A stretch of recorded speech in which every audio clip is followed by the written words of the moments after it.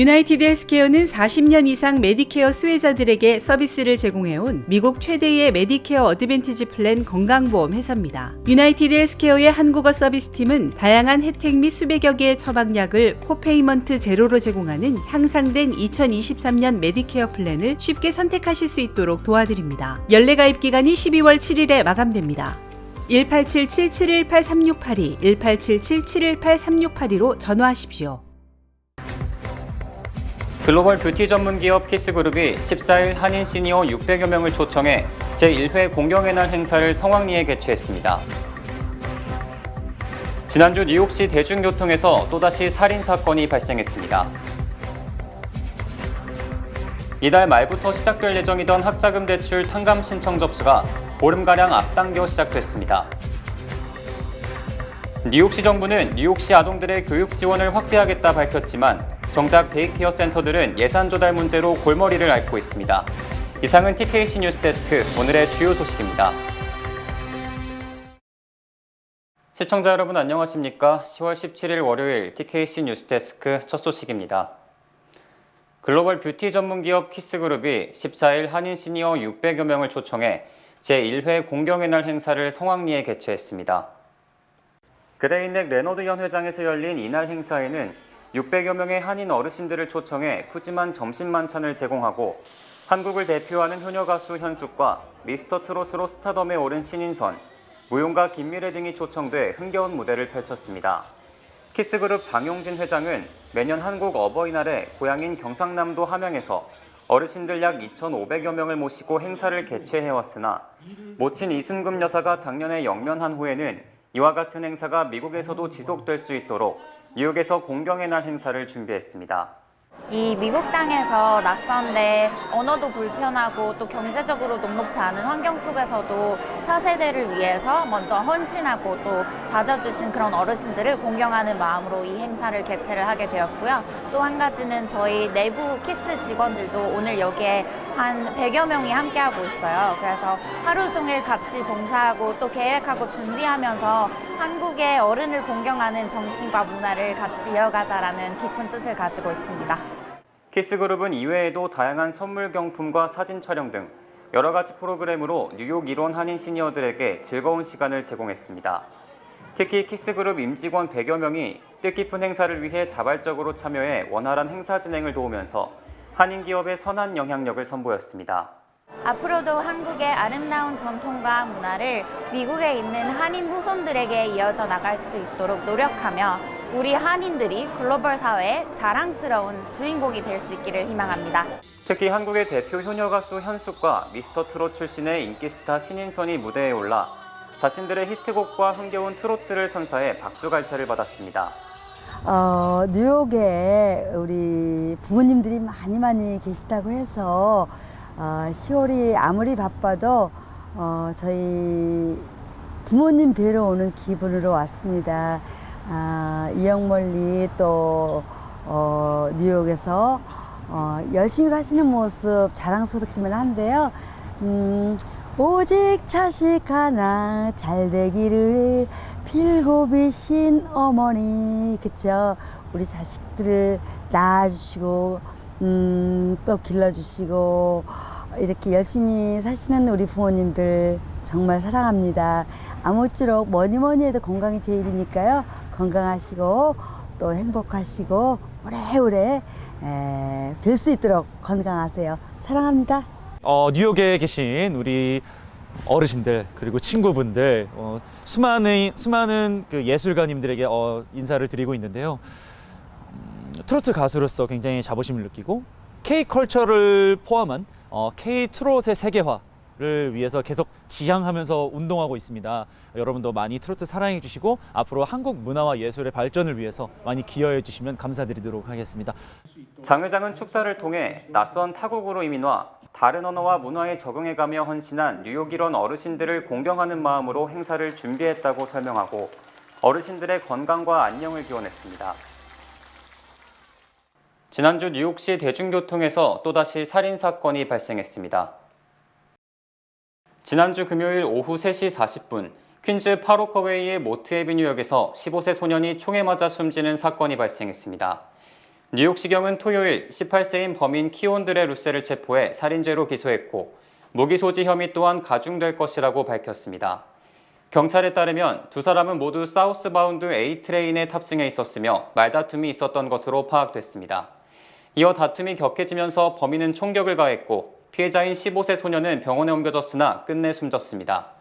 이는 지난주 뉴욕시 대중교통에서 발생한 3건의 살인사건에 이은 4번째 살인사건입니다. 지난주 토요일에는 브롱스에서도 한 남성이 모르는 사람에게 떠밀려 선로 아래로 떨어지는 사건이 있었습니다. 모트헤이븐 구간의 이 149번가와 서던블러버드역에서 식스트레인을 기다리던 26세 남성은 기차가 들어오던 때 모르는 남성의 공격으로 선로에 떨어졌으나 주변 사람들의 도움으로 다시 승강장으로 올라올 수 있었습니다. 피해 남성은 경미한 다리 부상을 입었으며 용의자는 그대로 자리를 떠나 아직까지 붙잡히지 않았습니다. 이달 말부터 시작될 예정이던 학자금 대출 탕감 신청 접수가 보름가량 앞당겨 시작됐습니다. 교육부는 어제 지난 14일 학자금 대출 탕감 신청 웹사이트의 베타 버전을 공개하고 신청서 접수를 받기 시작했다며 베타 버전이기는 하지만 웹사이트에서 학자금 대출자의 이름과 소셜 시큐리티 넘버, 생년월일과 연락처 등을 입력하면 간단하게 학자금 대출 탕감 신청을 마칠 수 있다고 설명했습니다. 신청서 작성은 로그인 등의 절차가 필요 없어 5분이 채 걸리지 않으며 베타 버전 신청 웹사이트는 영어와 스페인어로 제공됩니다. 교육부는 학자금 대출 탕감 신청 절차를 업그레이드하기 위해 베타 사이트를 미리 공개해 운영하게 됐다며 베타 버전 웹사이트에서 학자금 대출 탕감 신청을 해도 신청서가 똑같이 처리되기 때문에 향후 다시 신청할 필요가 없다고 전했습니다. 이번 조치는 교육부 IT 담당 부서에서 신청 절차를 살펴보고 한 번에 신청이 몰려 웹사이트나 서버가 다운되는 사태를 미연에 방지하기 위한 것으로 풀이됩니다. 한편 미국의 카르도나 교육부 장관은 학자금 대출자들이 웹사이트에서 탕감 신청서를 작성한 후 4주에서 6주 이내에 대출이 탕감될 것으로 보인다고 설명했습니다. 뉴욕시 정부는 뉴욕시 아동들의 교육 지원을 확대하겠다고 밝혔지만 정작 데이케어 센터들은 예산 조달 문제로 골머리를 앓고 있습니다. 이지수 기자입니다. 올해 초부터 시행된 저소득층 영유아들에게 교육을 지원하던 데이케어 센터는 그동안 시설 부족 문제로 난항을 겪어왔습니다. 5세 미만 아이들의 3분의 1이 영유아이지만 이 중 극히 일부만 뉴욕시에서 제공하는 차일드 케어 혜택을 받고 있는 것으로 나타났습니다. 이러한 문제를 해결하기 위해 12일 뉴욕시의회는 충분한 교육 공간을 조성하는 유니버셜 차일드 케어법을 가결했습니다. 본 법안의 취지는 5년 내 세금 감면 혜택을 통해 데이케어 센터를 늘려 보편화하겠다는 것입니다. 하지만 뉴욕타임스는 이에 대해 해당 법안이 어떻게 시행될지는 구체적 방향이 잡히지 않았다며 교육국이 지급하기로 예정했던 예산금이 지연돼 많은 곳들이 적자난에 시달려 사비로 운영해야 하는 수준이라고 지적했습니다. 지난 회기연도 말 7월 데이터 조사 결과에 따르면 데이케어 센터 중 예산금 조달 문제로 679곳이 4억 6천만 달러의 빚을 지고 있는 것으로 조사됐습니다. 뉴욕타임즈는 논란이 되자 교육국은 이전 시정부의 정책이 문제임을 언급하며 뚜렷한 방책을 내놓지 않은 상황이라고 설명했습니다. 이에 관해 한 데이케어 센터 관계자는 자신의 렌트비와 의료비 감당도 어려운 실정이라고 토로하며 뉴욕시 정부의 발빠른 움직임으로 예산 공급 문제를 해결해야 한다고 강조했습니다.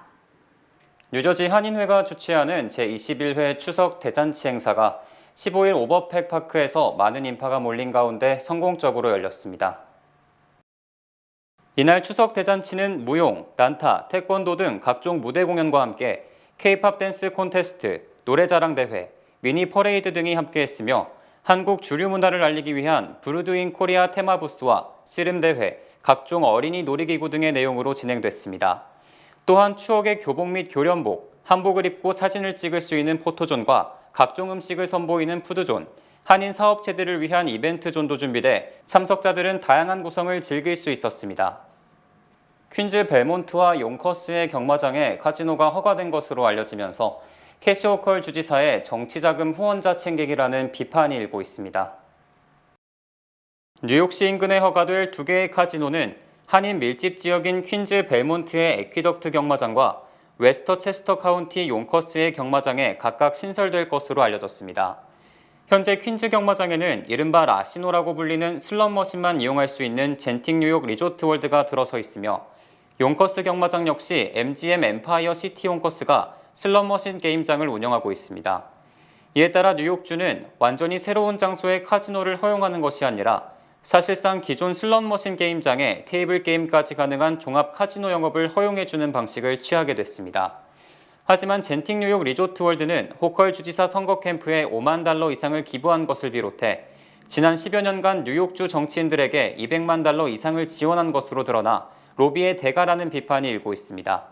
MGM 엠파이어 시티 용커스 역시 호컬 주지사의 주요 후원자로 밝혀졌고 뉴욕주 상원 민주당 대표인 안드리아 스튜어트 커즌스의 지역구여서 특혜 논란은 더욱 거셀 것으로 보입니다.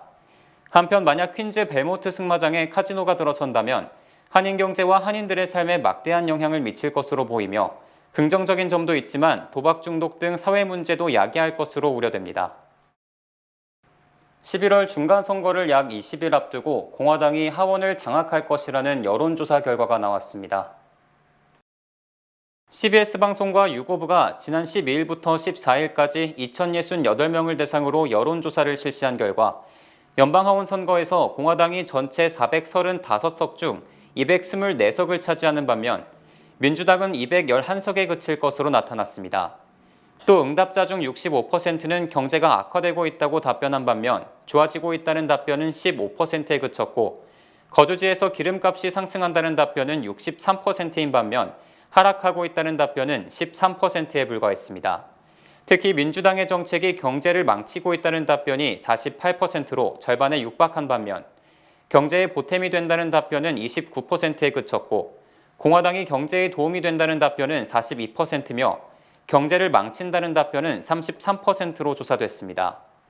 또 지난 8월 기름값 질문에서 가격이 낮아진다는 답변이 53%, 상승한다는 답변이 16%였음을 감안하면 약 2개월 반에 다시 기름값이 상승하고 있는 것입니다. 바이든 대통령이 경제 문제에 책임이 있느냐는 질문에는 45%가 매우 그렇다고 답했으며 어느 정도 그렇다는 답변이 26%에 달했습니다. CBS는 낙태권 폐지에 대한 우려와 경제 낙관론이 퍼지면서 지난 2달간 공화당 상승세가 주춤했으나 인플레이션 우려가 지속되면서 공화당 지지세가 굳어지는 분위기라고 분석했습니다. 민주당이 바이든 대통령의 2024년 대선 불출마에 대비해 물밑에서 비상계획을 마련하고 있다고 정치 전문 매체 더힐이 보도했습니다. 더힐은 민주당에서 자천타천 대선 후보로 거론되는 잠룡들이 대선의 행방을 좌우하는 스윙 스테이트를 방문해 의미 있는 행보를 시작했으며 진보적 이슈를 선점하는 작업을 진행 중이라고 전했습니다. 현재 가장 유력한 잠재적 후보인 피트 부티지지 연방교통부 장관은 이미 대표적인 경합주인 스윙 스테이트를 여러 차례 방문했으며 뉴저지 출신 코리 부커 연방 상원의원, 에이미 클로부샤 연방 상원의원 등도 뉴햄프셔를 방문했습니다. 또 이미 2차례 대선에 도전했던 버니 샌더스 상원의원도 세 번째 도전에 나설 가능성도 배제할 수 없습니다. 이들 잠룡들은 경합주 방문과 더불어 대선 이슈 선전에 나서 바이든의 측근으로 꼽히는 그레천 휘트머 미시건 주지사의 경우 연방 최저임금 $15 인상 등 진보 정책을 밀어붙이고 있습니다. 바이든 대통령은 이번 중간선거에서 연방 상원 중 한 곳에서라도 공화당에 다수당 지위를 내주면 재선 출마가 힘들 것으로 예상되며 여러 여론조사에서는 하원 패배가 점쳐지고 있어 고령 또한 걸림돌이 될 것으로 보입니다. 앨범 제작업체 믹스북이 미국민을 대상으로 조사한 결과 44세 때 가장 큰 행복을 느끼는 것으로 조사됐습니다. 앨범 제작업체 믹스북이 65세 이상 미국인 약 3,500명을 대상으로 여론조사를 실시한 결과 미국인들은 중년에 접어들 때 경제적 성취감을 느끼면서 큰 행복을 느끼는 것으로 나타났습니다. 지역별로는 뉴욕주는 47세 때 가장 큰 행복을 느끼고 캘리포니아주는 44세 때, 일리노이주는 41세, 조지아주는 48세, 메릴랜드주는 37세며 버몬트주는 63세로 나왔습니다. 믹스북은 중년이 되면 경제적 성취감 속에 주거가 안정되고 쇼핑, 외식, 휴가 등을 즐길 수 있는 충분한 수입이 생기기 때문이라고 풀이했습니다. 또 응답자 중 52%는 코로나19 팬데믹으로 재택근무를 하며 가족과 시간을 보내고 건강에 대해 감사하면서 삶의 만족도가 상승했다고 답했습니다. 러시아군이 아침 출근 시간대에 또다시 우크라이나 수도를 공격했습니다. 집 여러 채가 부서지고 건물이 무너지면서 주민들이 매몰돼 당국이 구조 작업을 벌이고 있습니다. 문준모 기자가 전합니다. 월요일 아침 6시 35분쯤 공습 경보와 함께 빌딩에서 연기가 솟구칩니다. 우크라이나군의 대공방어 미사일이 발사됐지만 이내 다른 건물에서도 시뻘건 화염이 치솟습니다. 출근을 서두르던 주민들은 근처 대피소를 찾아 황급히 대피합니다. 우크라이나 당국은 최소 4차례에 걸쳐 공습이 있었고 주택 여러 채가 파손되고 건물 등에서 화재가 발생했다고 밝혔습니다. 키이우 중앙기차역 근처도 공격을 받았는데 이는 기차역을 노린 공격으로 보인다고 당국은 설명했습니다. 공격을 받아 무너진 건물 아래 일부 주민들이 매몰돼 구조 작업이 진행 중이지만 구체적인 인명 피해는 아직 알려지지 않았습니다. 비탈리 클리치코 키이우 시장은 건물에 매몰됐던 18명이 구조됐지만 1명은 아직 잔해 밑에 남아있고 1명은 숨진 채 발견됐다며 사망자가 더 있는지 확인하기 위해 노력 중이라고 밝혔습니다. 우크라이나 대통령실은 이번 공습이 자폭 무인기를 이용한 공격이라고 밝히고 러시아를 배후로 지목했습니다. 공격에 쓰인 무인기는 가미카제 드론으로 불리는 이란제 일회용 자폭 드론 샤헤드 136으로 추정됩니다. 젤렌스키 우크라이나 대통령은 최근 러시아가 이란으로부터 해당 드론 2,400대를 추가 주문했다는 정보가 있다고 밝힌 바 있습니다. 러시아는 지난 8일 크림대교 폭발 사고 이후 10일부터 일주일 넘게 우크라이나 주요 도시에 대한 보복 공격을 이어가고 있습니다. SBS 문주모입니다. 주요 단신 전해드립니다. 트럼프 전 대통령이 지난해 10월 자신의 회사 임원들에게 지분을 멜라니아에게 넘기라고 압박하는 등 증권법을 위반했다고 트럼프 회사 전 직원이 폭로했습니다. 외교부 조사 결과 올 6월 기준 해외에 수감된 한국인은 1,067명이며 이 중 마약 사범이 전체의 27.3%인 291명으로 가장 많았고 살인이 136명으로 집계됐습니다. 펜실베니아주 주도인 필라델피아시가 일본군 위안부를 추모하는 평화의 광장 공원을 조성하며 이곳에 평화의 소녀상이 설치됩니다. 지난 15일 낮 12시 20분쯤 브루클린 프로스펙트 팍에서 53세 아시안 남성이 산책 도중 야구 방망이로 폭행당해 부상을 입었습니다.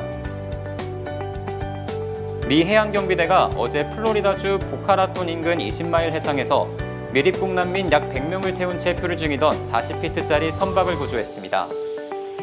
어제 새벽 2시 반쯤 퀸즈 클리어뷰 익스프레스웨이 엑시4 74에비뉴 인근에서 20대 남성이 운전하던 승용차가 과속으로 중심을 잃고 가드레일과 충돌해 운전자는 숨지고 동승했던 남성은 생명이 위독합니다. 지난 14일 밤 메가밀리언 복권 추첨에서 당첨금 4억 9,400만 달러의 잭팟 복권이 캘리포니아주와 플로리다주에서 각각 한 장씩 팔린 것으로 확인됐습니다. 마크 저커버그 메타 최고 경영자가 지난 13일 실리콘밸리 삼성전자를 방문해 가상현실 기기에 대한 협조를 요청한 것으로 알려졌습니다. 10월 17일 월요일 TKC 뉴스데스크 여기서 마치겠습니다.